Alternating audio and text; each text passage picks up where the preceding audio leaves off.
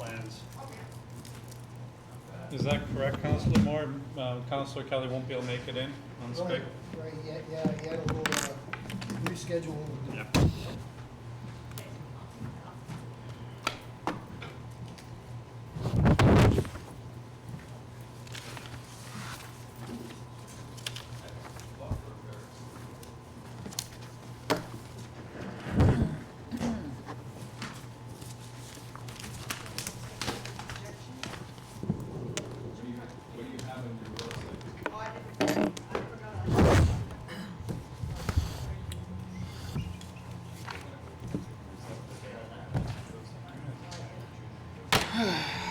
Indeed.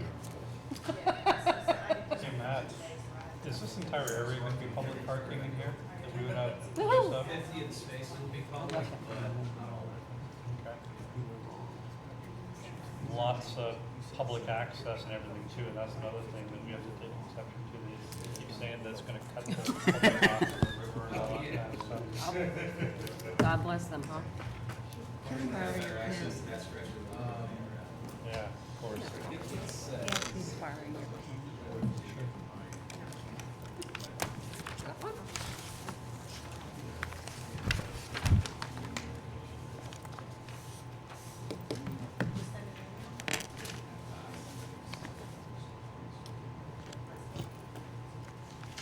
Shall get you to sign now? First day out.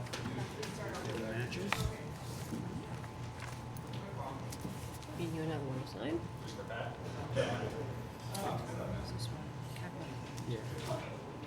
That one matches. This one does? Oh, no, the other one. This one, there it is. Got it. Yeah, Councillor, you can start actually, because just you and me on officially on the committee.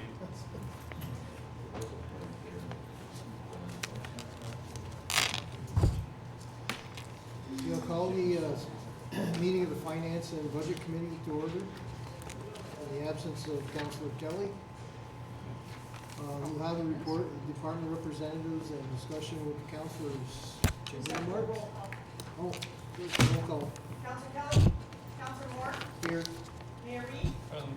Councilor Armstrong, Here. Councilor Gibbs, Yeah, here. Councilor Edsel, Here. Councilor McFarland, Here. Okay, Chairman remarks. Beth is going to go look the report up so we can put it up on the screen Wait. for June.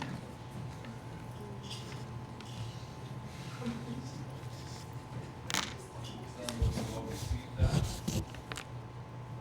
think everybody About a got week that, ago, right? I think, we sent it around, didn't we? So once Beth loads that up, we can load those numbers. Right now, we're in the process of putting together the 2020 budget, and that's nearly complete, except that I don't have anything from Public Works at this point that fills in three funds for the general fund, for streets and refuse, and also for the parks and beautification, and also fills in areas of administration for the water and sewer funds. Is that the only department you're missing at this point? We don't have anything done for rec complex and for special assessment. That's what it's gonna work on. So those funds aren't done. The ancillary information that I put together is in there for insurances and benefits and so forth. But I certainly have a good projection on what the city's requirements for retirement are going to be for 2020. Just using the estimates that we used for 2019. I spoke with the county today, we were waiting for sales tax from Greg, and he said he'd be willing to give you a high and a low estimate. We'll just split the difference in it, so he can get that to you pretty soon. I use 4,165,000, the same number we budgeted for 19 for now. I think it's tracking up if I remember correctly. You said a little bit. Yeah. We did better in 2018 than expected. Right. I still need to get the updated tax roll information from the people at the city assessor's office.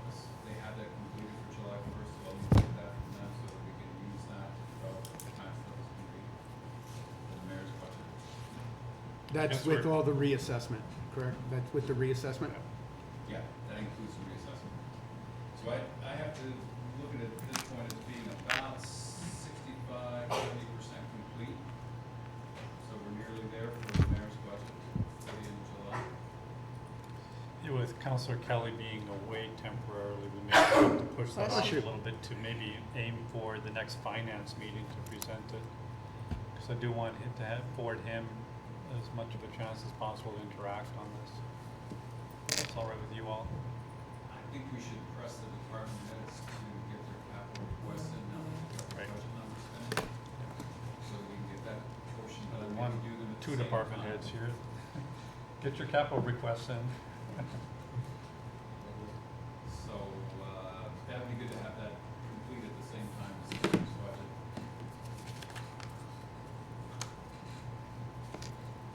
Other than that, we can take a look at the June numbers.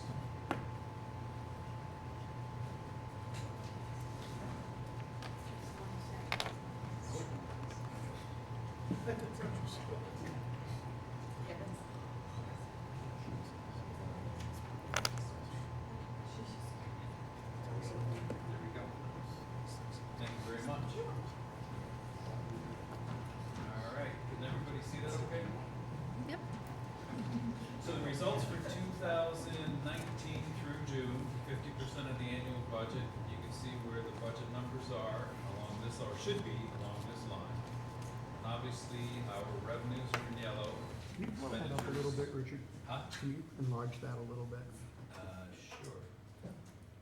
How's that? That's much better, thank you. Let's see if we can get the numbers on though at the same time.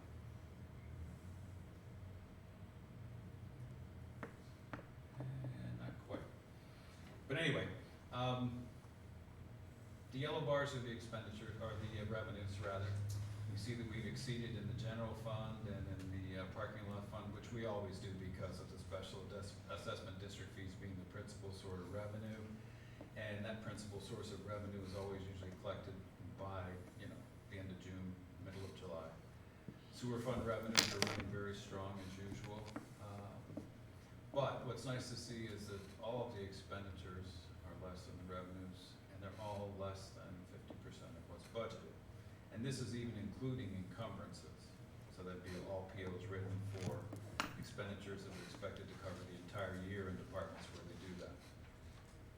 And if you look at the net results, each and every one of the funds is in the black, which, is indicative of the graph. Rec complex is doing very well, but they should, because they've got, the increased contribution coming from the general fund for the year. And how much is that again, 300? 620,000, up from 475 roughly from last year. And you can see the difference in that at this point last year for the rec complex, because we were way down in what we were contributing. It was only 275,000 budgeted for the year, and it was way off track. It was much too low to support that operation. And so last year at this time, that was losing 55,000, and the library was also down 73,000. I think a lot of that though had to do with capital expenditures, and the revenue hadn't arrived yet in the library for those capital expenditures. Still in all, even last year's numbers, with the 50% budget line, you can see the expenditures hadn't reached anywhere near that. Of course, general fund, because of property taxes, and once again, the parking lot because of SAD taxes, are gonna, show more than positive results against the budget for the revenues. So overall, if you look at the general fund this year, 2.9 million versus last year, about 2.9 million, very consistent. There are some anomalies in the numbers when you look at certain segments of the numbers. We've got a very large, let's say, recovery on this line item for judgment and claims, and of course that was the accrued amount of the fire raises and benefits that had to be put on the books at the end of 2017 and 18 because of the judgment that we had in place. It was being tested, but we still had to recognize the potential liability for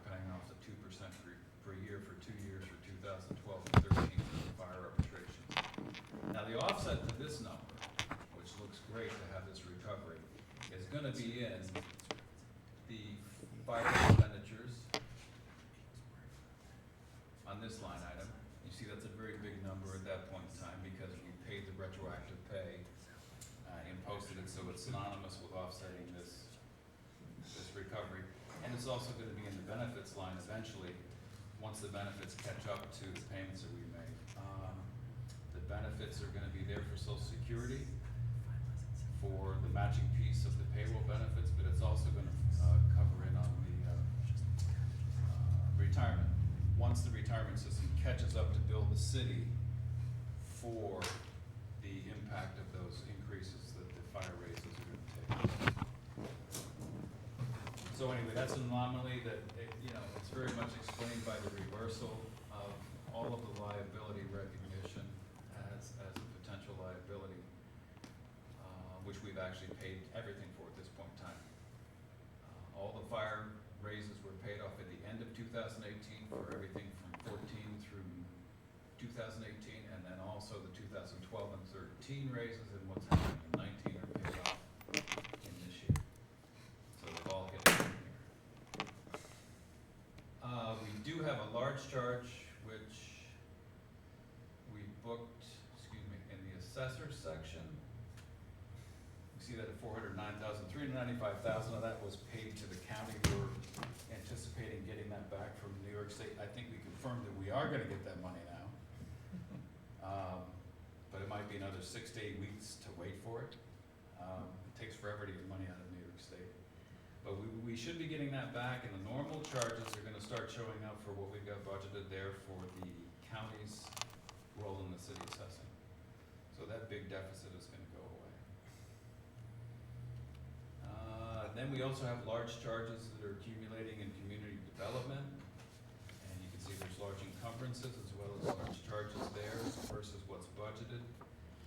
And of course, that's because of the DRI funding that the city is advancing, and we're waiting for reimbursement on that. And that tells me that certain reimbursements are going to be periodic and certain have to be project completed issues. Based on the terms of the contract in which agency is administering them. ESD says we can get periodic reimbursements. DOS allows for periodic reimbursements. I got it backwards. All of the ESD's contracts are benchmark based. And the three different ones, once again, the ESD for the Durkee Street is Whitenburg, Mm-hmm. and all those costs have to be accumulated to completion before we get reimbursed for that. Correct. And then Crane Associates was, Yeah, for the Dock Street project, there were Dock two separate components to that. Half of it was the Dock Street study, which was completed. The other half is the city's match for the $1 million Restore New York grant to demolish the MLD buildings, and we can't submit for reimbursement of one until both have been completed. So that'll be likely over the winter when the demolition's complete. gotcha, and then, was that Crane Associates or Saratoga? That was Crane Associates. That was Crane. Saratoga is. Saratoga is streetscape and riverfront Yeah, project. and we can get reimbursed on that on a periodic basis. We can, yes. And we've already received one, and we're in the process of the second reimbursement now. Yeah, we've gotten about 13,500 back. How much do we have on queue to have it reimbursed? I would have to check the records. I've looked at it in a while. Okay.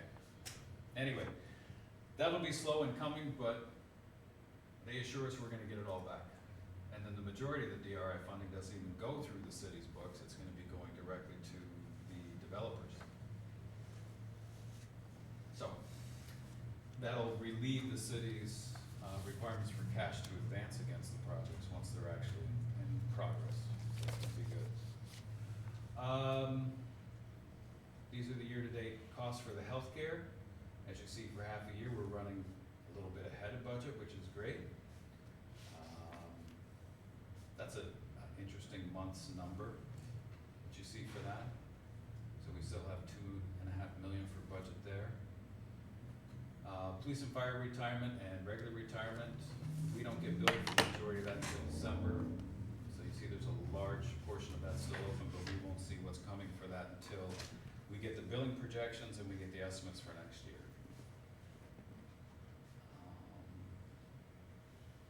Any questions on any of that at this point in the general fund? Next one is rec complex. You see, this is the revenue section, where the basic revenues seem to be running about on plan. I think a lot of that comes in the fall for the soccer programs. And I believe the beach has had a slow start, so that's really not materializing big benefits for it at this point in time. You see the interfund revenues at $620,000 are gonna help dramatically versus last year at this time, where we only had $261,000 budgeted. So that's a big difference as to why the rec complex is surviving better this year than last year. What else we got?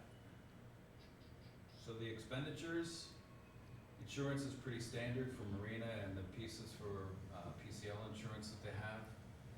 There isn't many other anomalies here other than normal expenditures. And they're 94,000 ahead this year. Debt service you can see is a big number with the rec complex. A lot of that is the marina, but a lot of that is also the gym equipment, the gym renovations. I think 90,000 a year is roughly the debt service on the marina, but you can see it's a big number. There's also another 90,000 a year that's coming on the renovations we had to do with the gym's heating system and all the equipment improvements we've had. Parking lot, pretty steady, pretty normal. 85,000 in revenue that comes from downtown special assessment district and over on the Oval. 171,000, the Oval's 14,000. Pretty easy budget. The only anomaly this year is the transfer of capital, and that's for additional development of the Arnie Pavone parking plaza. And that's gonna stay, that's gonna come out of the fund and stay there as an expenditure for the years. So even at that, they're still on the positive. And you look back on the graph, I took that transfer out of the parking lot numbers so that we would have an undistorted look at their actual operations versus what they're funding for capital projects. The capital projects transfers have to be reported on according to the state rules, but they're not really a normal operating expense. So that's why I didn't put that in there. Rich, I'm sorry, what's the 43K for?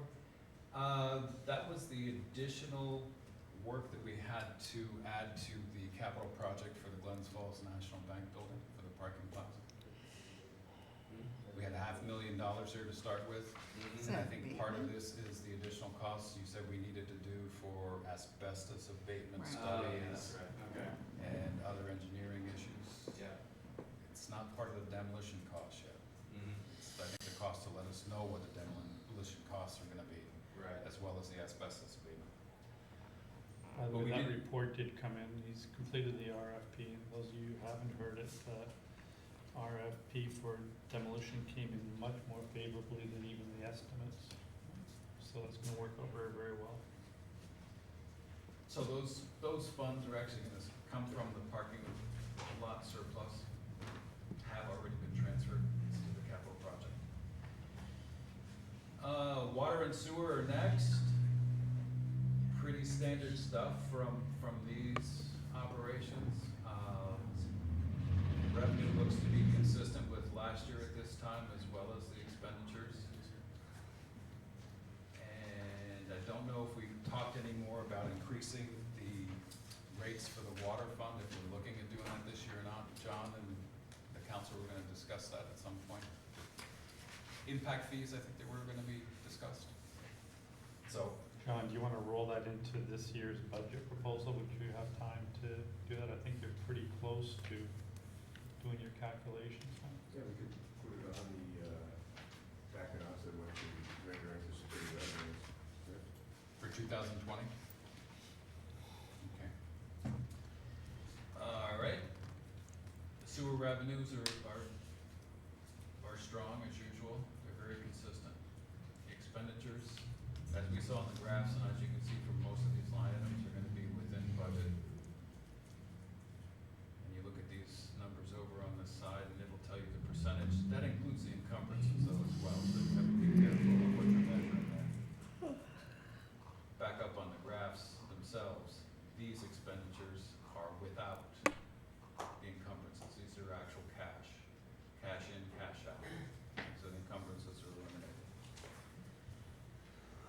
Encumbrances merely means POs that haven't been completely liquidated yet because they still have a portion that hasn't been paid. Have a lot of accounts in the sewer fund. They have a $368,000 surplus here, but once again, see, they have a lot of transfers going into their capital projects out of their capital reserve, and we have to show that there, and so I take that out of the analysis of their actual operating expenses. So this should be a bigger number up here when you look at the sewers, $947,000 in net results. It's net of that transfer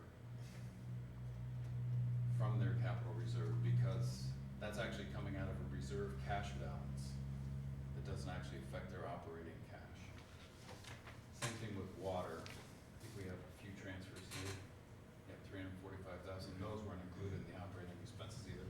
Have to be reported there because of state requirements. So once again, that's money that's already in a reserve that we've already counted as an expenditure from the operating results to fund the reserve, and now we're just transferring it back to the capital projects to spend the money on the project. So it's not another, say, out-of-pocket expense. It's our own cash being transferred. Library, once again, standard stuff, nothing unusual.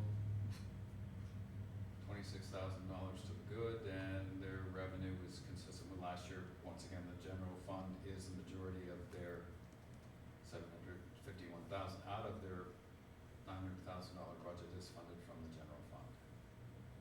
So that's the principal source of their revenue, and of course they're getting it consistently from the city each month, and that's why they're doing fine. So that's the details for this year, and of course you can look at the same details for last year, account by account. Ruben, how are we doing on, you wanna brief the council on how we're tracking on healthcare costs? Well, in each fund, you'll see the healthcare. Here's health insurance for the library, 59,000 out of 129, so it's about 45,000. So it's tracking a little bit better than half of the budget. There's two healthcare accounts that we charge in the sewer fund, one for the pollution control plant itself, or the wastewater recovery facility itself. And that's 179 versus 387, and there's 132,000 for the sanitary sewer portion of it against 285. 46%. About 46%. So even though we're halfway through the year with these results, we're ahead of budget on those expenditures. And that was with a 4.6% increase in the budget amount over last year. The forecast for 2020 is a 3% increase over what we budgeted for this year. That's what the healthcare experts have told me to use. The health insurance in the water fund, tracking about the same, 43% out of 433. And parking lot, less than half once again, 43.9. And rec complex, I gotta look at this one. There's something that popped into there that's distorted this one, so I'll have to find out what that is. Not just the encumbrance, there's a higher charge in there this year. I'm not sure if it's because of personnel that have been moved from this cost center and should be over in the general fund, so we'll figure that one out. And then of course, back on the health insurance for the general fund, 4.5 million versus 2 million, once again about 44%. So we're tracking ahead of budget on healthcare.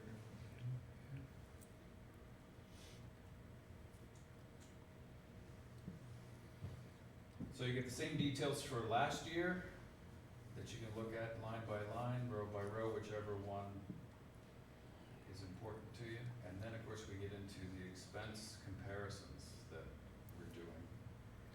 And these are pretty small, but we have a 3-year comparison now for 2019. Oh my God, you're driving me 18, crazy. 17, and Could you magnify that, please? and you have 2016 total. So you kind of have a Is that what real- that says? Yes. Okay. Blow this one up. see that any better. Yeah, that's much better. So this top section is the general fund. We have common council and traffic and mayor and so forth and so forth. And this is all the payroll, temporary payroll and separation payroll accounts without overtime. And this is the month and this is the year actual versus the budget. And what's available, and it's tracking, you know, by department technically where we stand. The fire The biggest department. anomaly, right, I was gonna say, the biggest anomaly there is probably the fire department because of the Right. settlement. That's because of the payouts that took place in 2019 for the 2012 and 13 retroactive pays.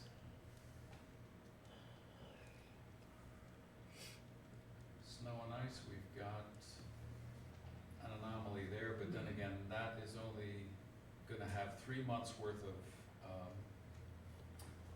3 months worth of expenditures for January, February, March. You're not gonna see We anything still else have charged to November that. and December. You're not gonna see anything else charged to that until December. So by the end of the year, that'll be just fine. Depending on how bad the snow is and road conditions are to be taken care of in the month of December. So the only one that sticks out like a sore thumb is the fire, obviously, and there's a reason for it. Pretty much everybody else is looking like they're right on plan. Then you look at rec complex. For the different sites there and the parking lot and water administration and sewer and library. I do some comparison figures here for this year versus last in both of these segments. Now, one that's of everybody's interest obviously is the overtime, and that's the next sheet that we see.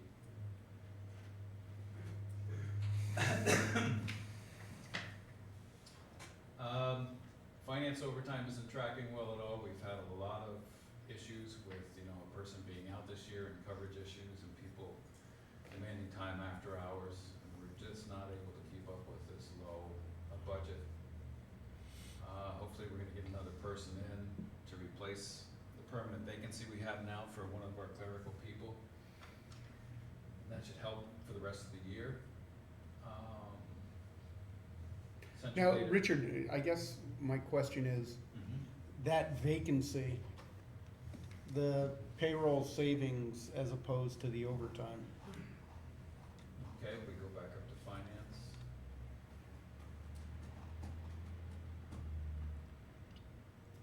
Yeah, we're still at about 46.5%. We did have a person in for a while to try and cover that vacancy, and then we had to finally release that individual.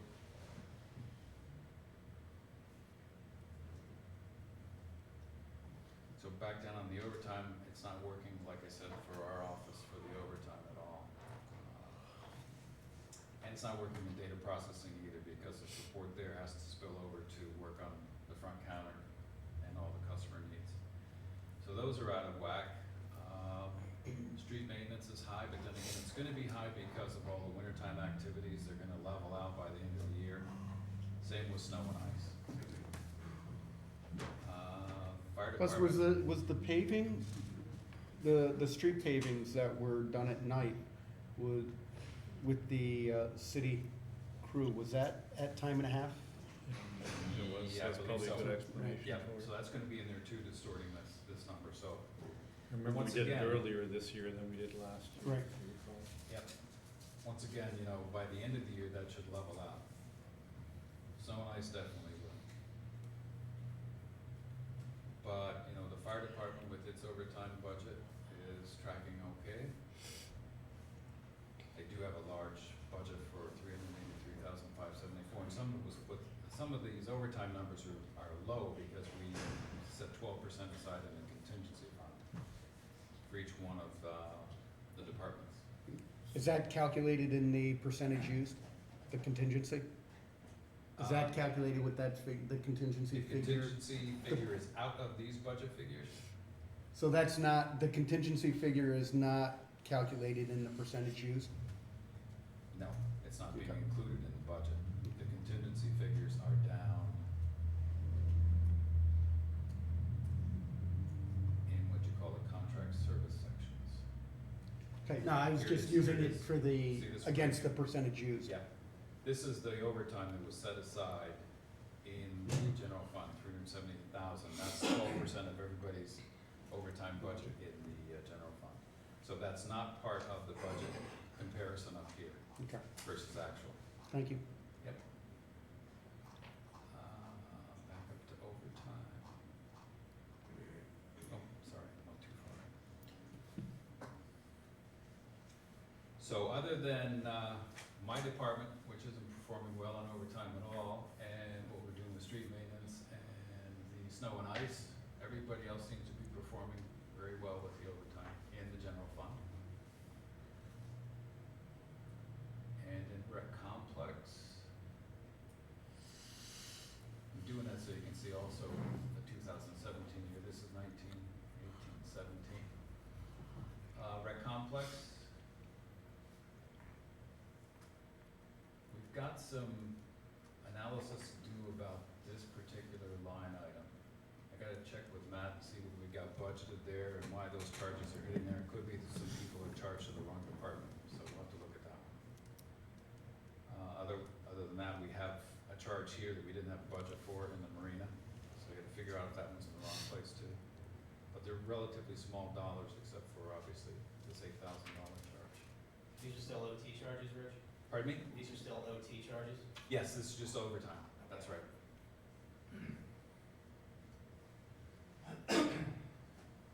Parking lot, we do have some overtime charges in there too. Gonna have to look and see why that's so high. I've gotta check with Mike Brody and Mike Bissett, because they're usually coordinating what's going on with the downtown cleanup, and that's what these costs are about. The budgeting there for overtime as well as the budgeting up here for payroll in the parking lot are all about the downtown cleanup sections. Could they be putting special events in there? I don't believe so. I don't think we have a problem with what's being charged there. I think that there's just been some overtime that's been worked. That I've gotta see if we have it charged to the right spot. I think it's, connected to the right individual. Hopefully it's not the parking enforcement officer who's moved from that job, this line item, to be charged to the general fund, and their overtime is stuck there. So I'll look and make sure that isn't the problem as well. Yeah, I think she's still tracking in police, and we do need to move her over to parking, as you know, have it a special fund, but isn't she still tracking in police budget? Yes, we've discussed that where we, and I guess I'm just waiting for, yes, go ahead and do it, where we move all the costs for the parking enforcement officer and the ComPlus system into the parking fund, as well as the revenue from the parking ticket collections, and parking permit collections. Well, wouldn't be all the Complus, because officers also use Complus, don't they? Yes, but the majority of that system generates the parking revenue, so it should follow in with the parking That's true. fund expenditures. So whenever we're comfortable to move those, we're ready to go with that, and just make sure all those charges don't hit the general fund anymore for anything related to parking. So it's up to when you want it done. That can be done anytime. Anytime, yes, anytime everybody's ready. Water administration, we didn't have a budget on source supply for this overtime, so I gotta find out where that came from and why that's there. Could be a mischarge. The others don't look too dramatically out of shape. And sewer administration, there's only one that's very high, and it's in the flow system. So maybe we can find out if that's just because of certain projects being done, or if that's something that's charged in the wrong place. Overall, remarkably, it says 50% overtime against the budget, which is right where we should be. Versus last year at this time, we were 63%. And 2017 was 45%. And we've had a lot of upfront overtime on the road building, and the fire department, as you know, are down in staff right now, so considering those, I think that overtime's tracking pretty nicely. Citywide, it definitely is. There's a few anomalies here and there, but the numbers aren't dramatically high to distort everything. And once again, we have 12% of our overtime budget's been moved out into contingency. So gotta keep that in mind. Good work. Next section is equipment purchases. There's nothing really that exciting here. In fact, none of this is really that exciting. I mean, we can pore over these numbers for hours and I can talk about them and regurgitate what I know about them. It's like, it's kind of boring for all of you guys. But, you know, these are expenditures for stuff like technical equipment, furniture, fixtures, those kind of things. It's not a huge amount of money we're dealing with there. We've spent 57,000 year to date, and we've got encumbrances of 30,000. Total budget for all of it across the city is 283,000 for equipment, so it's not a giant issue. And everybody knows what they're buying there for their different departments. Some of it won't get spent. Next is the contract services, and this is where. How much was encumbered, Richard, 30,000? Yes, 30,277. 15,000 of it on flow for Cumberland Avenue. That's probably the 15,000 we're putting into the pumping station Mm-hmm. that has to be repaired. It's gonna be an equipment purchase, I remember that one. There's 10,462 for police, and I don't recall what those are for, but I'm sure they're for technical and special equipment. Some of it might be IT equipment for their cars.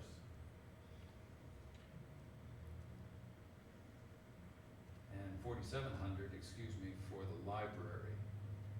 And I believe that's some renovations that they're doing to their lighting. Now, the real spending, other than payroll's the biggest spending, and benefits is the second biggest spending in the city. Next comes the contract services, and this is where you have a lot of different line items being spent for a lot of different reasons. Assessment, once again, it shows you that posting we have in there for 395,000 coming back from the state.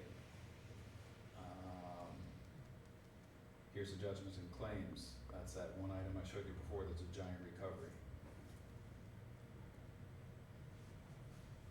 These are good to go up and down and look at, and you can kind of say to yourself, okay, well, why is this so high? What's bad about this? Well, that's because that's DRI POs that we're waiting to pay out for White and Burke, and I think it's also still Saratoga in there. I think Crane is all done. Might be some new ones in there too. I can't recall some names right now, but those are the three main names that we accumulated costs for last year. Cost last year was about $300,000 that we spent on those advances, and now it's looking like, we're gonna have about another $300,000 to $400,000 this year. Overall, we've got, I got several pages of this. We're about 53% on our contract service spending and our encumbrances, because those are included. Here they're included up above, and the operating results are not.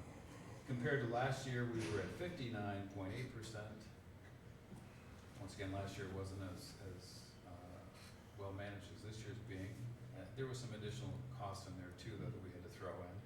And there's 54% for 2017. But we're also budgeting more. We are also budgeting more, 7 million versus 6.5 million versus 7 million. And we budgeted lower last year, tried to get away with lower numbers, and in a lot of cases it did work, but I think most cases it didn't. Is the asphalt for Cornelia and South Catherine in there? Yeah. The asphalt for Cornelia and South Catherine are gonna be in capital project spending. They won't be, those expenditures won't be in here because those materials are getting charged to the capital project. However, the overtime labor is in those figures that we saw above. We don't capitalize our own labor, it's not allowed. Wish we could. Because it's part of what we put into the streets for the cost to put it there, so. Yeah, as a contractor, you'd be able to capitalize it, so you're Right. right, it's a good point. We do capitalize their costs, yes. The last section is benefits.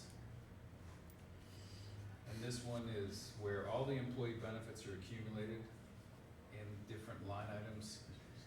State reporting, once again, requires it that way. You've got the retirement first, social security, workers' comp, unemployment insurance, health insurance, cafeteria, supplemental fire, and so forth. These are the same numbers up above that we saw with healthcare and disability and retirement. They're just in detail and comparative for the years before. Now, Richard, for the work, can you go scroll back up, please? To, I wanted to see the workman, right there.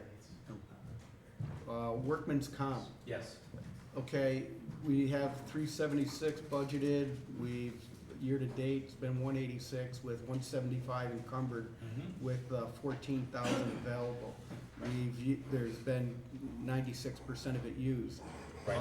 Are those payments twice a year, is that what, how's, we've encumbered the 2 payments that are required to finish out the rest of this year. okay, That's the 175,000 that you're looking at, so that's where we're gonna end up. Because we get billed quarterly from the Workers' Comp Alliance, and that policy runs from July 1st, 2019 to June 30, 2020. And so they're billing us, and we're gonna be, we've already accumulated in the encumbrance, the payments are gonna finish out the year. so essentially there is a $14,500 savings in Looks- workman's comp for the Yes, year. it looks like it. Okay. Now, there's gonna be some additional costs that we have to book in there because of New York State's Workers' Comp Board requires us to pay an assessment of about 12% on top of our premiums. At each quarter, I have to do a report that shows here's what we actually had for payroll, and then we calculate that assessment. It runs about $8 or $9 grand. So, So we're, I think we might use that up okay, because of that. okay. That's to make sure New York State has a whole building full of people. When you go and see them, there's 200 or 300 of them in there, and you're not sure what half of them do. But we're paying for them. And you'll see the workers' comp is there for every fund. It's there for the rest of the year, so. So the general fund health insurance, actually, we've paid out less this year than the same time last year. 2 million, yeah, 2,023,000, and the year before was 2,091,000. And I think some of that credit goes to Mark Crawford, and he's really helping us manage those expenses really nicely. Yep. By the way, the cafeteria plan, which we were afraid could kick in and really hurt us, or not the Cadillac plan, that was just voted down by the House, so that won't be imposed. Yeah, if the Senate approves that, it'll be dropped. It has to go to the Senate next, but there's probably a good chance that they're gonna say yes to that too. Nobody wants it. Yeah. So, yeah, when you look at what we had in 2016 for healthcare in the general fund, 4.3 million, and then you look at what we got budgeted for this year, 4.4 million.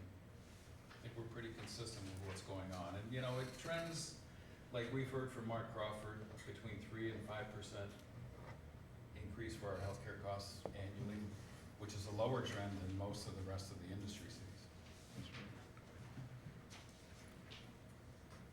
And of course, these are self-funded costs, and they're all costs in as of the current week, as well as all costs for prescriptions all the way through the end of June. So everything's current there. The only thing that we do with this is at the end of the year, we have one month run out during the month of January in the following year to make sure we get all the December costs in for the procedures and the healthcare charges.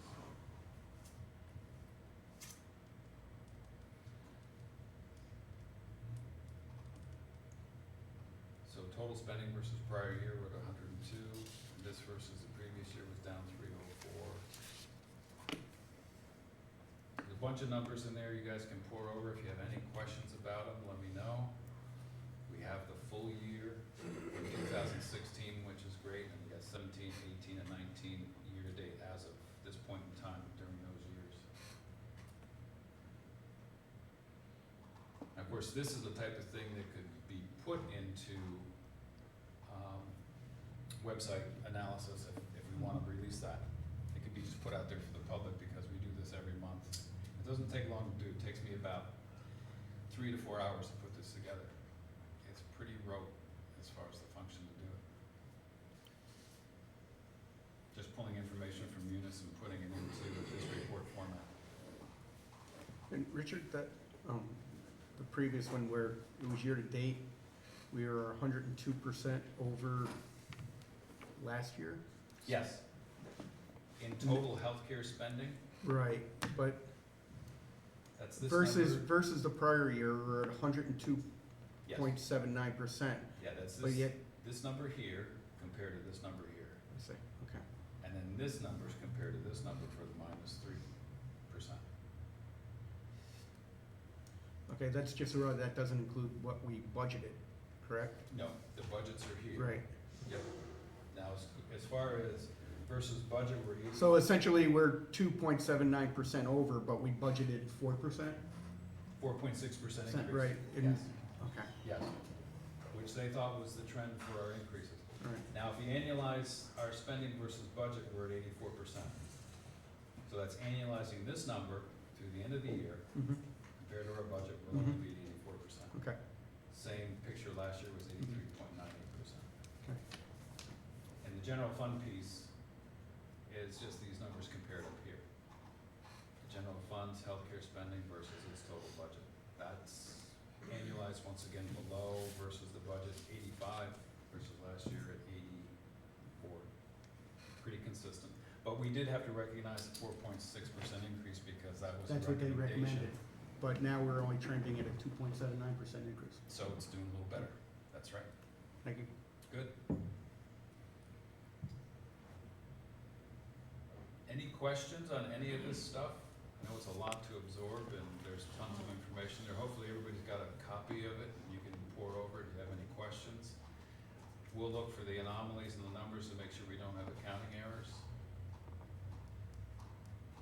I'm sure it's great reading for late at night, right before you want to fall asleep.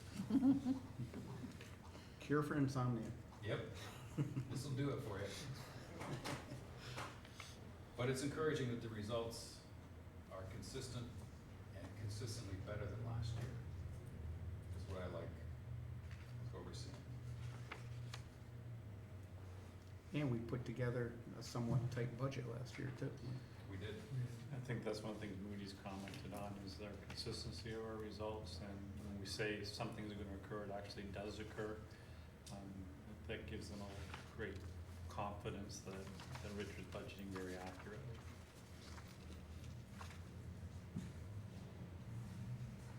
Anything else anybody wants to see? Okay, Thank you, Thank Richard. Thank you, Richard. you're welcome, thank you.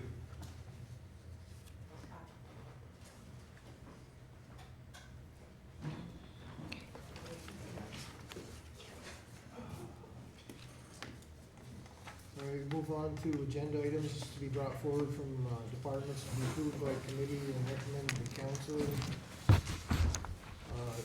Number one, we have a request from the Director of Community Development, Matthew Miller, to approve that the mayor is authorized to sign an amendment to professional services agreement between the city of Plattsburgh and KAS Incorporated to include preparation of a bid specification and associated services for the selection of a qualified contractor for asbestos abatement and demolition of 6. That got truncated. It should continue 6 Plattsburgh Municipal Lighting Department buildings located at 32 Green Street for a cost not to exceed $2,955. Payment shall be made from the general fund. Actually, it turns out to only be 5 buildings, right? And one of them was a temporary building that they had. It's 6 buildings that were included in the original Restore New York grant application. One of them, part of the building is being taken with MLD when they relocate to their new facility, but there will still have to be demolition of the concrete pad that supports it. Is it coming from Thank- the general fund or MLD? I put general fund, I suppose I should have asked that, but it can come from either one. Because if it's for MLD property, it would be from MLD's. Okay. Yep. I didn't ask Bill Tracy about that, so. I I'm sure he. I'm I sure thought it's that was, not- I thought that was the I thought we had discussed that and that we had thought that it was coming from MLD. Yeah, I think you're right, so maybe we can correct that. Sorry about that. No, no big deal, but I'm sure Bill will agree with general funds better than mine. How much was the total on that, Matt? I'm sorry. 2,955, not to exceed. It's not that much. If they need an advance, we can give it to them. Okay, number 2, request from John Ruff that the council authorize entering into a wastewater treatment plant operation agreement with New Beginnings Mobile Home Park. Where is New Beginnings Mobile Home Park? So off Moffett Road in Beekman Town. Number 3. Why, I guess, I'm sorry, why would we enter into an agreement with? Provides financial incentive, we'll be getting paid to do it, first of all. It also provides training opportunities that we can't provide our staff now. So it helps with succession planning and putting them in roles and positions that of higher responsibility, exposure to different types of processes. That plant also discharges to the headwaters of Scamotion Creek, which discharge right near the city beach. So it's in our best interest that that facility be operated really, really well. No, that's fine, that's right. I The just wanted, Chamberlain worked together on this to make sure that the city is fully reimbursed with overhead and that there wouldn't be any overtime implications. So I think it shows really nice leadership on your part to assist in neighboring municipalities. yeah, no, that, thank you, John. We're just checking out the insurance ramifications to see what that's gonna add to the city's cost for coverage, if any. Once we get the details on that, we'll work that into the cost recovery. Okay, I would just request that we can have our discussions at the meeting because we have only 5 minutes and I have a few more of these to get through. Okay, thank you. Request from the city chamberlain to transfer appropriations within the general fund budget to reclassify the costing of data processing fees for services from contract services and to transfer appropriations for vehicle costs to the general fund recreation, parks, vehicle supplies budget, and rec complex fund administration office expense. The effect of these transfers is to increase the general fund budget by $11,890 and decrease the rec complex fund budget by $11,890 for 2019. Number 4, a request from Councilor Armstrong, whereas the city of Plattsburgh hereby requests financial assistance from the New York State Climate Smart Communities Grant pursuant to Environmental Conservation Law, Article 54, Title 15. Whereas the city of Plattsburgh certifies that it has identified and secured $30,000 of matching funds from personnel services and in-kind volunteer time pursuant to the requirements of the Environmental Conservation Law, Article 54, Title 15. Therefore, be it resolved that the city of Plattsburgh hereby authorizes Michelle Armstrong, an official or employee, to act on its behalf in submittal of the application through the consolidated funding application for $30,000 to be used by the Climate Smart Communities certification actions. 5, a request from Task Force Coordinator Councilor Armstrong that Lauren Eastwood replaces Lisa Bergman as the Climate Smart Coalition member in the Climate Smart Community Coalition's Sustainability Task Force. And number 6, a request from the Director of Community Development, Matthew Miller, that the mayor be authorized to sign a consulting contract in an amount not to exceed $4,075 with Robert Sutherland, PC, for surveying services for certain lands known as Clinton County Tax Parcel 207.20-7-15 Durkee Street, City of Plattsburgh. The cost of these services will be expensed out of the community development budget. Would entertain a motion to move these to the agenda? So moved. Second, me, all in favor? Roll call? Counselor Moore? Yes. Mayor Reed? Yes. Is there any old business? It doesn't take more than a couple minutes. Any new business? If not, I'd entertain a motion to adjourn the Finance and Budget Committee. Second by me. Counselor Moore? Yes, Mayor Reed? Yes. the meeting is adjourned. We have about 60 seconds before we begin our next meeting. Very good timing.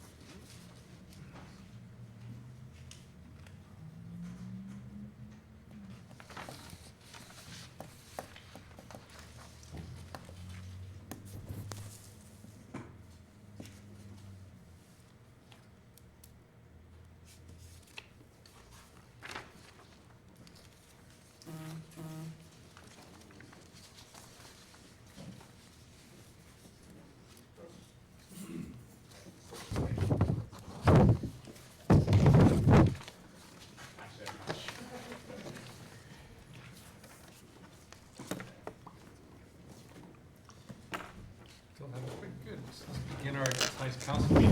Pledge allegiance to I pledge allegiance to the flag of the United States of America and to the republic for which it stands, one nation, under God, indivisible, with liberty and justice for all. roll call, please. Mayor Reed? Present. Counselor Armstrong? Here. Counselor Kelly? Counselor Gibbs? Here. Counselor Ensel? Here. Counselor McFarland? Counselor Moore? Here. Thank Councilor Moore for running the Finance Committee meeting. There's a lot of good news. It looks like we're right on track, and I really have to hand it to all the department heads that are really doing a good job in following the budget and containing costs and even reducing costs where we can. So it was a good presentation, very reassuring, and obviously I spoke a few weeks ago about the Moody's report on us, and that's one of the things they commended us on, is very predictable and accurate budgeting, and that gave them some assurance. As you know, they follow that with a very favorable outlook for the city. They don't have enough of a 5-year period to improve our bond rating yet, but they did give us a favorable improvement in our outlook, and that was partially born today. We completed the auction for the bond refinancing that we've discussed. We're hoping to accrue savings of approximately $40,000 per year in interest payments as a consequence of that refinancing. Actually, following the auction, looks like we're going to be accruing savings of $70,000 per year. So we ended up with an interest rate, an effective interest rate below 2%. So we're in a very unusual situation that we're actually earning more on our aggressive cash management and trying to earn an interest rate on that. Our cash management interest rate and our savings is actually now higher than our costs of borrowed funds right now. So that's really quite remarkable, and a testament to some very good work being done on cash management and debt management. So all these work and trying to really adhere to very aggressive budgets and expense reductions are really starting to pay dividends for the taxpayers in their bond issuances as well, with maybe a little bit of help from the Federal Reserve Chairman Powell. So we turned out to time that pretty well as well too. So yeah, so good work all around it. I really appreciate it, and keep up the good work. That's all I have. Resolved that the minutes of the regular meeting of the Common Council held on July 11th, 2019 are approved and placed on file among the public records of the city clerk's office. Moved by Councilor Armstrong, seconded by Councilor Gibbs. Discussion? All in favor? Aye. Opposed? Passed. Resolved the payrolls of the various departments of the city of Plattsburgh for the week ending July 17th, 2019 in the amount of $507,866.75 are authorized and allowed, and the mayor and the city clerk are hereby empowered and directed to sign warrants drawn on the city chamberlain for the payment thereof. Moved by Councilor Gibbs, seconded by Councilor Moore. Discussion? All in favor? Aye. Opposed? Passed. You have in your packet various reports. Are there any additional reports beginning with governance strategy and city operations, Councilor Armstrong? I don't have any business to report for that committee in particular. I just wonder if you'd like me to report on the Plattsburgh Sustainability Task Force news. Please. And would you like that as a separate item, or just that, for that to always roll into that? Sure, may as well just. Okay, so we're having our first task force meeting. I've been working closely with Ethan Vinson, another member as a member of the CD department, but, and we're excited because we're in the process of writing a grant, as you saw on the agenda. However, I will, during the regular meeting, ask for that to be tabled until the task force can meet, and that meeting will fall next Tuesday at 3 p.m. in the council chambers.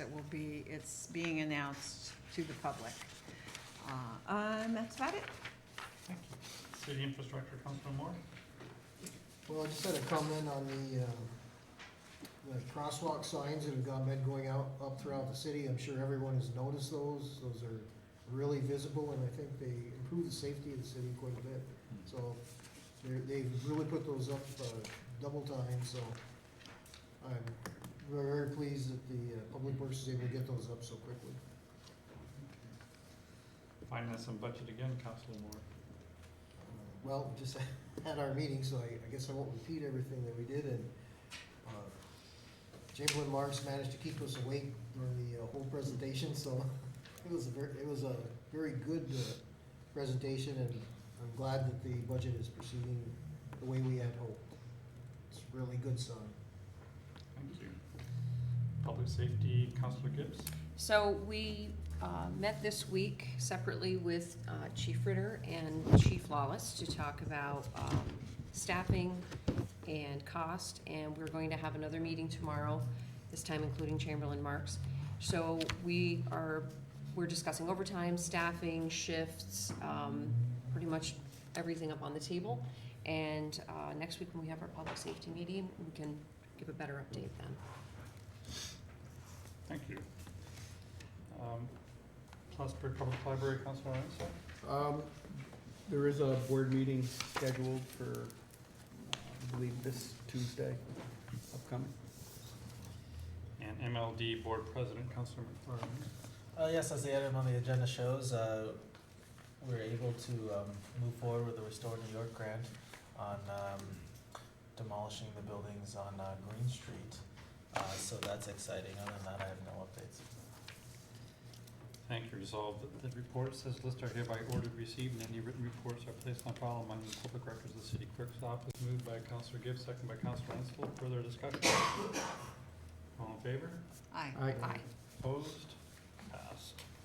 Resolved that the bills ordered by the common council for the week ending July 19th, 2019 in the amount of $1,149,830.53 are authorized and allowed, and the mayor and the city clerk are hereby authorized and directed to sign warrants drawn on the city chamberlain for the payment thereof. Moved by Councilor Ansel, second by Councilor Moore. Discussion? All in favor? Aye. Opposed? Passed. Those in the public who need a copy of the agenda, just right outside the door. Any individual would like to address the council on these agenda items, please come forward at this time. Seeing none, let's continue, please.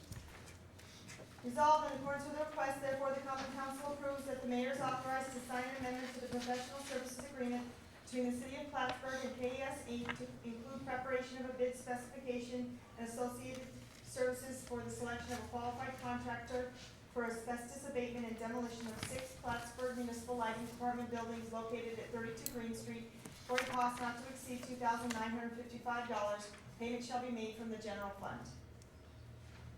I think we are going to entertain a motion, or an amendment to have that from the MLD fund, Chamberlain? Yeah, I think we need to put it forth first, Mhm. though, first and second.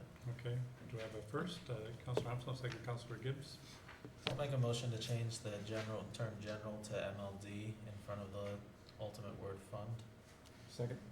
Moved by Councilor McFarland, second by Councilor Ansel. Let's vote on the amendment. All in favor? Aye. Opposed? Passed. Any further discussion on the item itself? Roll call. Counselor Armstrong? Yes. Counselor Gibbs? Yes. Counselor Enzel? Yes. Counselor McFarland? Yes. Counselor Moore? Yes. Resolved in accordance with the request, therefore the common council authorizes entering into a wastewater treatment plant operation agreement with New Beginnings Mobile Home Park. Moved by Counselor Hensel, second by Counselor McFarland. Discussion.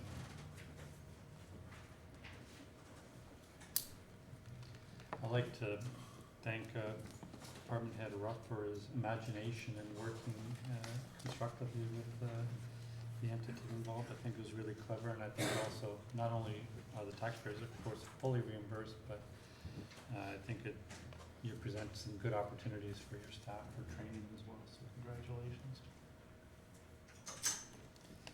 There's no further discussion. Roll call, please. Counselor Armstrong? Yes. Counselor Gibbs? Yes. Counselor Enzel? Yes. Counselor McFarland? Yes. Counselor Moore? Yes. Resolved in accordance with the request, therefore the common council approves the city chamberlain to transfer appropriations within the general fund budget to reclassify the costing of data processing fees for services from contracted services and to transfer appropriations for vehicle costs to the general fund recreation parks vehicle supplies budget from the rec complex fund and office supplies expense. The effect of these transfers is to increase the general fund budget by $11,890 and decrease the rec complex fund budget by $11,890 for 2019. Moved by Counselor Gibbs, second by Counselor Armstrong. Discussion. Roll call. Counselor Armstrong? Yes. Counselor Gibbs? Yes. Counselor Enzel? Yes. Counselor McFarland? Yes. Counselor Moore? Yes. Whereas the city of Plattsburgh Beth, hereby I'll requests- make a motion to waive the reading and move to resolution. Moved by Counselor McFarland, second by Counselor Gibbs. And I, All in favor? Aye. Opposed? Discussion on the item itself. well, I would just like to comment, this will need to be amended because, well, need to be amendments before the next meeting. I guess we could waive that until later, but, just the more detailed explanation is I'd like the task force to see the grant and be apprised of what actually they will become involved with as a result of the work. It will be a grant aimed at taking inventory of our greenhouse gas emissions and to develop a climate smart action plan to reduce those emissions. So I ask that we table it. I'd like to move that.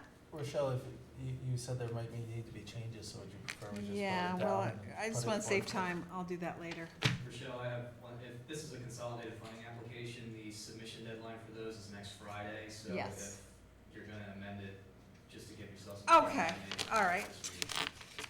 I just thought I took a glance at, I think that Ethan had said that UMAT should be the applicant because it's going to come out of the gateway pool of grant information. And so I think that will need to be amended to include your name instead of mine. Okay. Yeah, and I think that's it. Should probably just defeat it. Okay, Yeah. let's, so is that your esteemed opinion? Yeah, there's a couple options, I mean, All you right, could put let's it on the just do table and that. make the amendment now, but if you're not sure of that language, you could put it on the table and rule on it with the intention to deny it, but make Okay. that message that we put it back on next agenda. Okay, sounds good. So you're What he comfortable said. delaying it for a week, or would you? I think you're suggesting that we just vote it down? I guess how substantive are those changes? Just Just really one name. the mention of Matt instead of my name. Neither here nor there, if it's just one Yeah, word. okay. All right, so shall we vote to table then? I move so, if that's the Second, case. table. I'll second Moved the by table. Counselor Okay. Armstrong, second by Counselor Hensel. All in favor? Aye. Opposed? Passed. Pass the table again. Resolved in accordance with the request. Beth, I'd like to waive a reading and move to resolution. Moved by Counselor McFarland, second by Counselor Gibbs. All in favor? Aye. All right. Opposed? Passed. Discussion on the item itself.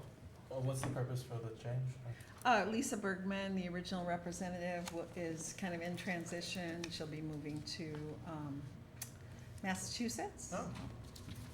And Lauren is a really qualified substitute.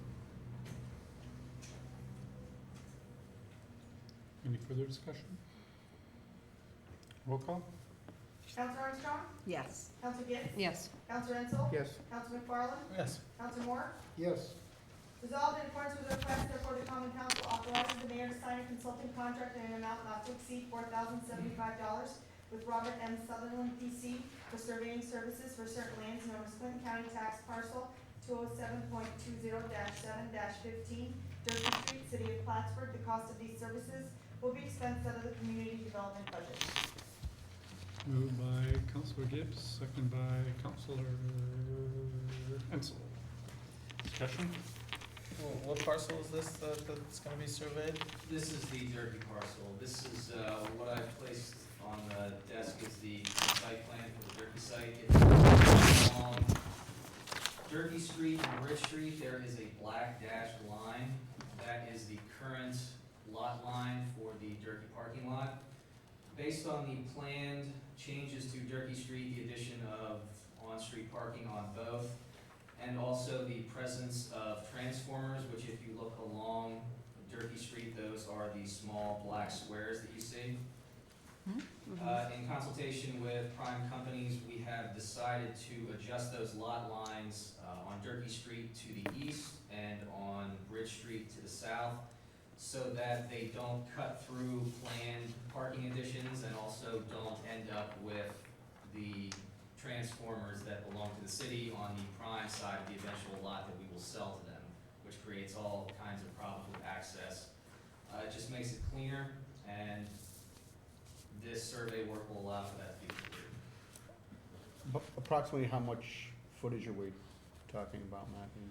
We're probably talking several hundred square feet, but it will leave a lot that is well above the necessary 3-acre minimum for a PUD to be applied to the site. So basically you're saying move the black dotted line to the red dotted line? That's correct. And you also outlined here the significant public access setback along Durkee Street, and then the public access that currently doesn't exist in this red hatch in the middle down to access the riverfront, which is also public access.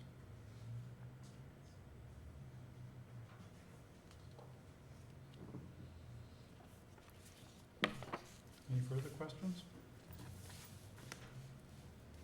Seeing none, roll call.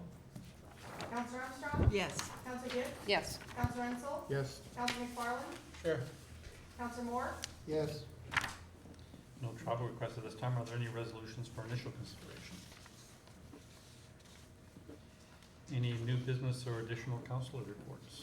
Councilor Hensel? Yes, I was contacted, once again today by a constituent, actually a different one. Once again expressing concern about cars in Penfield Park. Said that they had their daughter walking through Penfield Park and a car went by them at what they felt was a inappropriate rate of speed for being in a confined area such as that, and just really had some concern. So the second complaint I've received in 2 weeks from 2 different constituents in that area, so I really think that's something that we really have to look at. We raised that with Chief Ritter about a week or so ago too, so let's follow that up as well again. Well, when we have our public safety meeting next week, we can bring it up then. Yep, Yeah, okay. thank you. I'm really glad that they have the lights all working there too. It's really nice at 8 or 9 o'clock at night down at Penfield Park with all the lights on and the kids playing baseball and everything, so we have to thank MLD for doing that. But they also mentioned too that they were concerned because there are now actually cars not only are driving in there, but they're also parking there instead, keeping the cars parked there instead of just loading and unloading as we had originally said that the intent was.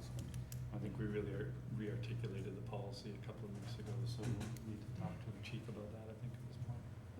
Councilor, can I ask one quick, was that a city vehicle or a private vehicle? It was a private vehicle. Private vehicle, okay. And our policy, as you may recall, is we do allow private vehicles associated with certain events to come to deliver materials they couldn't Deliver deliver to drop elsewhere. off, but they can't park or stay in there, but they also expressed concern about the rate of speed that they were driving through there with young children playing around. Thank you. Any other new business or council reports? Yeah, I've got a couple of things. I emailed everybody on the council, regarding recent visits that Councilor Moore and I paid to some businesses, it was this week. I'm losing track of time. Again, we didn't really get really far because business owners wanted to engage in conversation, so, I felt that that was good PR, and we're gonna continue. We're gonna continue to coordinate our schedules and try and meet with some businesses again. I also, I sent out an email to everybody about, having a couple of the gentlemen from Workforce Development come and do a presentation here. So Dave Hoover reached out to me and gave me some information.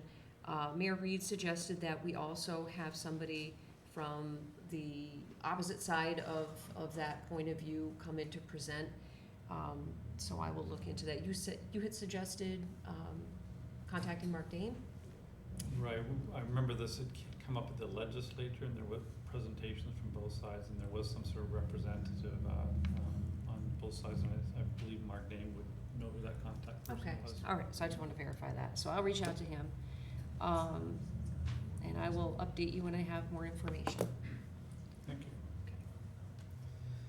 Any further new business or council reports? Seeing none, this is now an opportunity for the public to please come and address the council. We do ask, according to our organizational meetings, if there's a number of people speaking on one side of one issue, that you designate up to 2 people to speak on your behalf. So please come forward.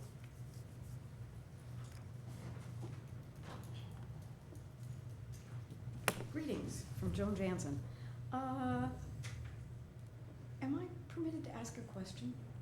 Typically not, you're, Okay, all right, then I will just pose something. It's warm, I'm warm, and I noticed lots of people who live on second and third stories have,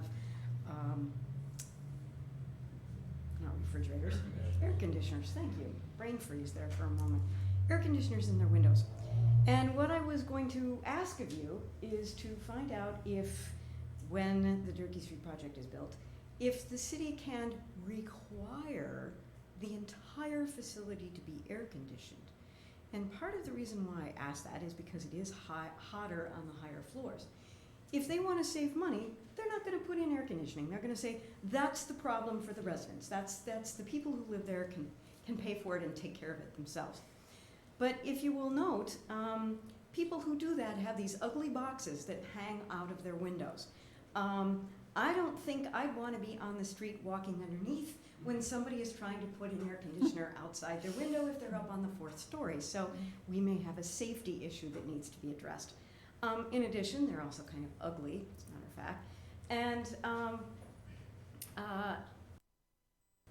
for whatever reason, they decide not to put, if Prime should decide not to have double hung windows and has bypass windows, you may have an area like South Catherine Street where people will put up a piece of plywood above the air conditioner and have the air conditioner underneath. And that doesn't look aesthetically appealing.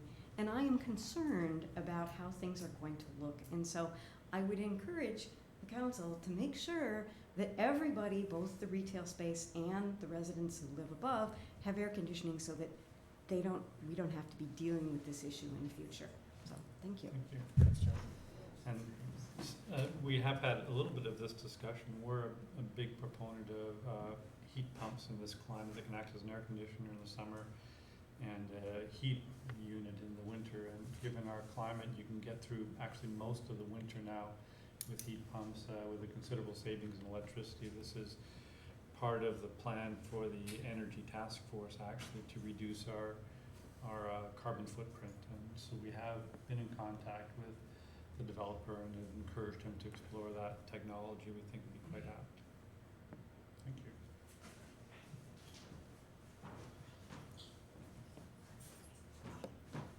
I'm Tim Palkovic, a resident of the city.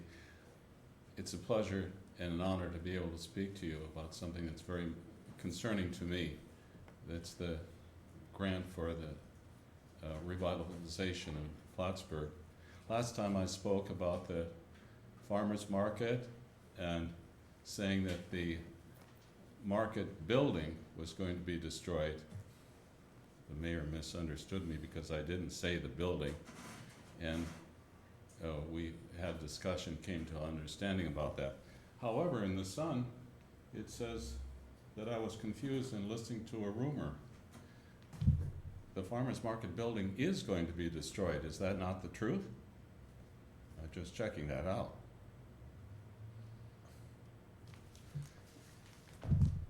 You're not able to respond to me. This is a The public mayor comment. respond. People the- may choose to comment in the end. Okay.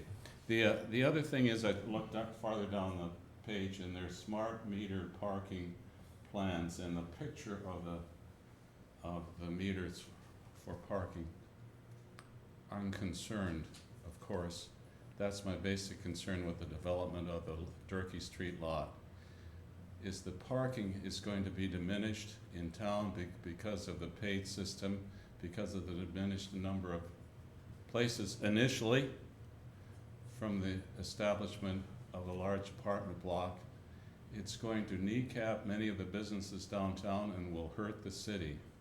I hope the council will reconsider this whole business of parking and the LLC prime company that's planning to develop this apartment block in the city. Thank you. Thank you, Tim. Any other individuals like to please come address the council?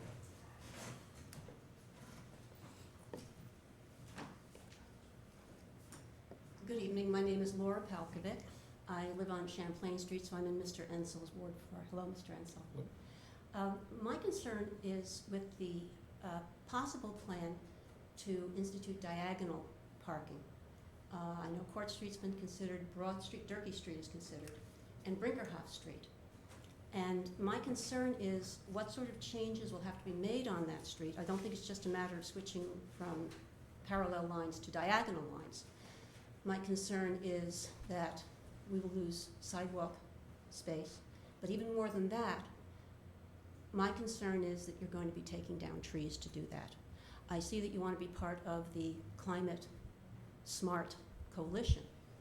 Well, the last thing we need to do in this day and age, because of climate, is to take down trees. We need to preserve and increase the number of trees, not take them down. And I just hate to imagine what a street like Brinkerhoff Street would be looking like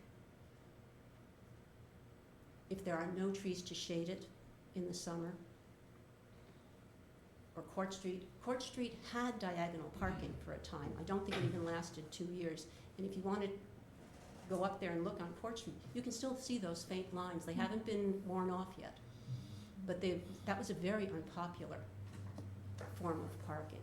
But more than that, I am worried about the environment. I'm concerned about the environment. And I think we can have a better parking system than that. Thank you. Thank you. Thank you. And I can provide a little bit of an update. As of probably about, originally the parking committee had looked at a dozen different options for parking to ensure that you get up to that magic number of replacing any parking spots that need to be displaced. And they did that. The last iteration I saw had no diagonal parking on Brinkerhoff proposed, and nor on Court Street, if I recall. And to see if diagonal parking would be adequate on Durkee Street, there will be a traffic analysis done by engineers to explore that. And I don't think that there's an issue with trees on Durkee Street itself. There would be an issue of widening the sidewalk area. As you know, there's a very thin strip of only about 2 feet, which is an hindrance to people who are challenged with accessibility on Durkee Street. So that will be remedied at the same time, but this will all be done with a traffic study and an engineer's analysis, if I'm correct. Yes, 2 parking committee meetings ago, the parking committee decided what options to send up to the council to pursue as far as replacement parking options. Brinkerhoff, well, all decisions were to not change any streets, except Durkee Street was sent up with either going one way with diagonal parking or going 2 ways with parallel parking.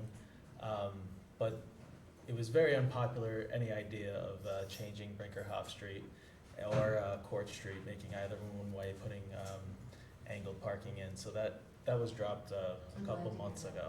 I'm glad to hear that. Thank you. Thank you. Any other individuals like to please come address the council?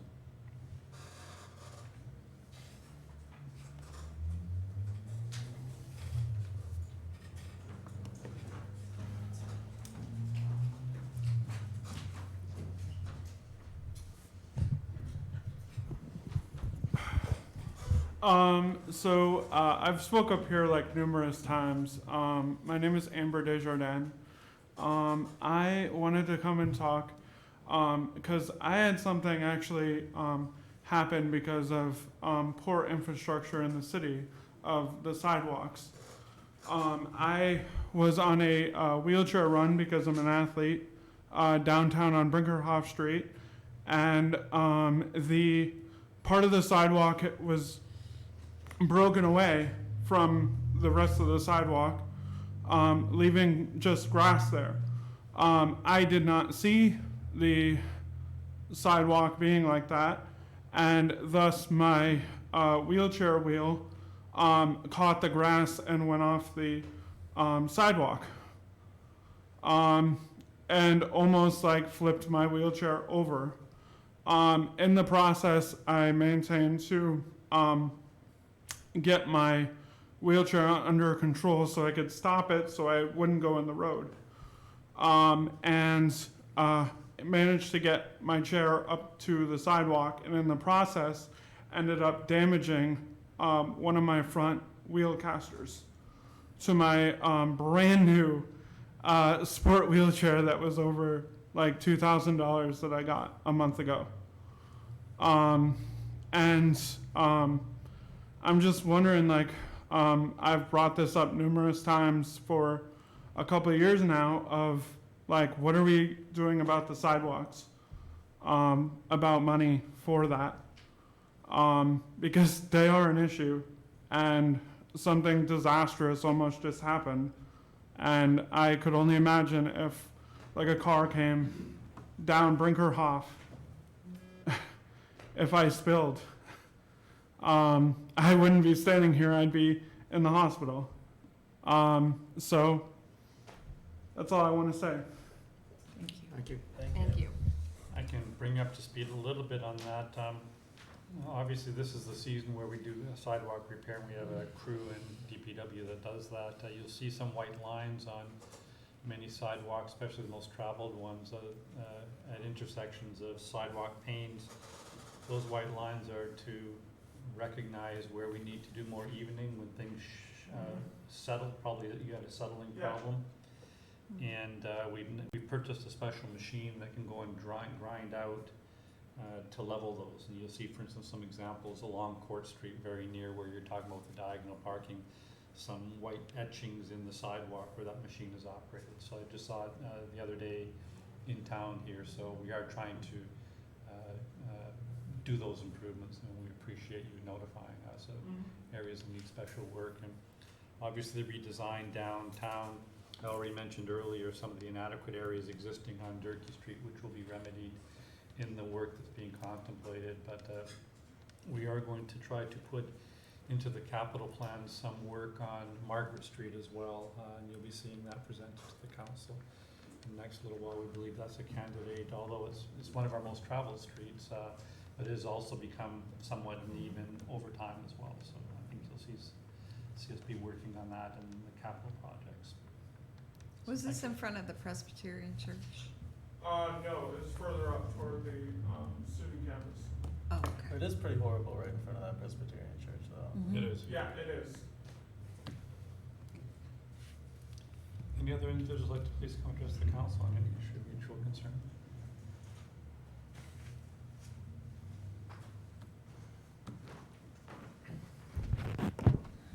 I was just wondering, with this hot weather, if any inspections have been done for the crypto miners to see if they're in compliance, or weren't they supposed to have like certain temperatures in the buildings, or I don't know if there's even temperatures outside the building or whatever, but if you don't know now, maybe somebody can report on that next week if they're in compliance, if they've been checked lately. Thank you.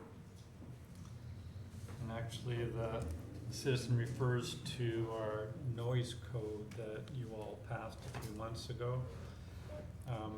We purchased a special calibrated meter, sound level meter, and Councilor Schneller's explained to us how to meet that standard. I will instruct our building inspector to go out tomorrow at the transition point between the day and the nighttime readings.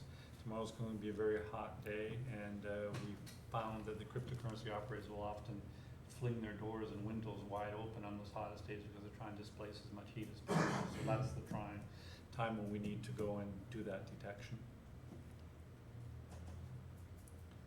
Any other individuals like to please come address the council on any issues of mutual concern?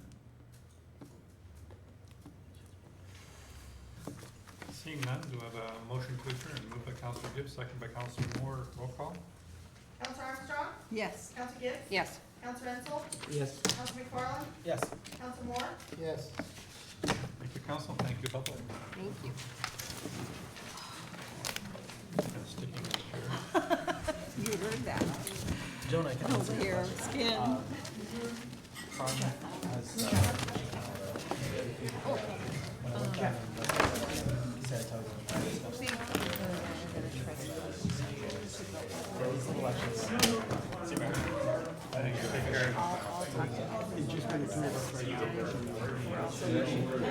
But, almost all of the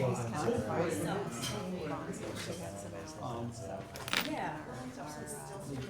Our goal is to have the giraffes.